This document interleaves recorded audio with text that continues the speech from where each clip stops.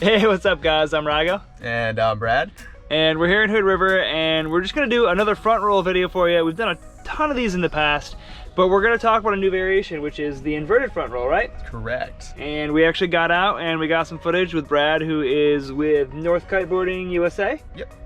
And Mystic USA. And Mystic USA, and he's a ripper, and we got some pretty rad shots, so we thought it'd be due time to do a fresh tutorial on this one. Let's dive into it.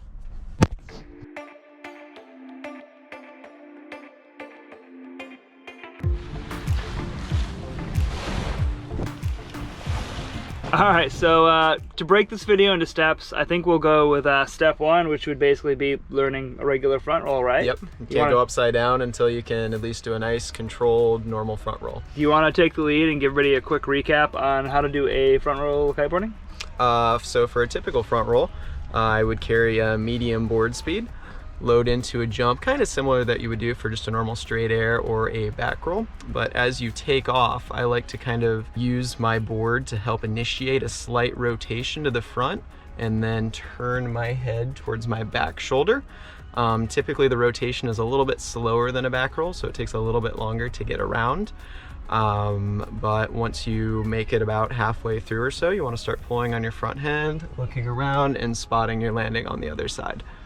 So yeah, super straightforward. Like I said, we've done tons of videos on that. Key points there is pressure on the front hand, look over that back shoulder, and yep, the body's gonna follow the head. And something we've talked about in previous videos as well is the axis of your roll. So it can be kind of a vertical axis for your first one, yep, and you go more off axis, kind of like a 360 roll or something, like a cork from snowboarding, but way less cool, obviously. Yes. For just a simple back roll hooked down on a kite. But what you're doing is you're working your way up towards the inverted. So before you go into the inverted, you want to have really good off-axis threes or off-axis back rolls before you go to the next step. Yeah, it can almost help even if you're comfortable enough to throw a grab with your front roll. You should really be in control of your kite throughout the movement before you start adding the whole new dimension of going upside down. If you can do a grab and do a really controlled medium height front roll, I think you'd be in a really good place to start trying to change that axis and get it more upside down. Another good tip, yep, we talk about that a lot with backhand grabs. It'll force you to leave your front hand on, which is going to force that kite to kind of redirect forward. So yeah, moving on to step two with this, just getting inverted. Obviously you need to be comfortable with your off-axis rolls, and then there's actually a trick to getting inverted, and I'm gonna let Brad here take the lead on what the finer steps are in doing this. So for me, through my progression of doing inverted front rolls, one of the I'd say most key points I've noticed when I go into a really good one is where my head and eyesight is focused before I go into the rotation. So if I'm looking more towards my kite, a little bit more downwind, it can be very hard to get that proper, almost like cartwheel effect where you just roll upside down. Since you're looking forward and you go into that front rotation, it almost makes you kind of spin on a little bit more vertical of an axis. But if you keep your line of sight more in track with your board going upwind, it makes it a lot easier to almost do like a cartwheel and really just tuck yourself under and bring your legs up to the top. Yeah, and as well, you'll notice in these clips here that Brad, he's kind of like doing like a reverse sit-up almost, where he's using this cord to bring that board up, and then he kicks his legs up. And that's kind of a nice little hack there. Even if you're kind of weak with a lift, if you give a good little kick with both your knees into the air, yep, it's a surefire way to force yourself to invert. Yeah, and you'll know you're really inverted once you can kind of see your kite. When I very first started doing the front rolls, I made it a pretty big goal to try to almost touch my board to the lines. And through looking at videos and pictures, one thing I noticed too, to kind of make them look that extra step better, is to remember to let your torso actually go back down.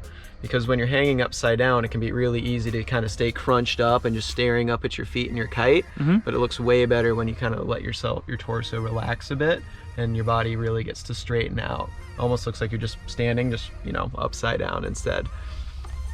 For sure, and I think the key takeaway here as well is, like anything, progressing your way into it. So start with the regular, super easy vertical front rolls.